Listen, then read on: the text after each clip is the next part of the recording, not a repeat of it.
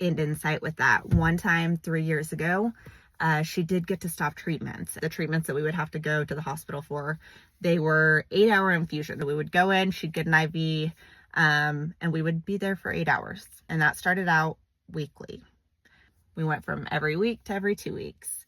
After we went every 2 weeks for a while, then we went every 4 weeks, every 6 weeks, and then we stopped. They thought she was on the process of being able to maybe back off of some of her other medications, but as we started that process, she had a major flare-up. Harper lost her ability to walk. We would have to put her in a wagon and wheel her around.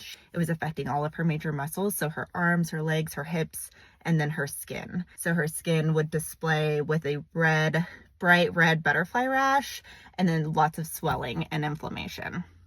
And it's gone, you guys. It is gone.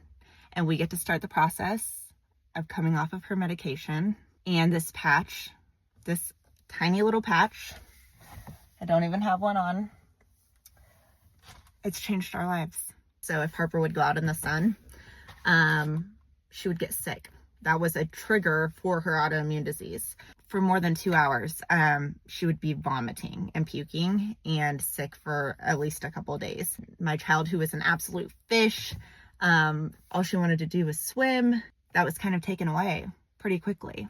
Our lives changed, and we lived at the hospital for a long time. We saw a lot of darkness. You know, our family dynamic took a toll during that time. And now we've been introduced to something that truly has not only changed our health, because it's changed my health, my daughter's health, my husband, my grandparents, my friends. It is changing lives. I want to be able to share that with anyone that wants a change and wants more to life. It's not only an opportunity to get healthy, but truly on the business side, it's unmatched anywhere in the industry. If you are looking for a change, if you need help, please reach out. When you're going through a chronic illness and a disease that takes people's lives. My child was on cancer medicine.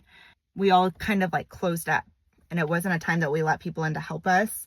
And it wasn't a time that we were reaching out and asking for help. Harper also did not want to talk about it.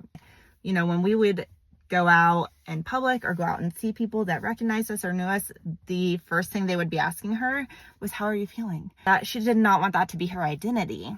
It was the hardest thing we've ever gone through. And we did it alone through a lot of it. But now we're healing and we're able to open up and talk about it and hopefully help other people along their journey too.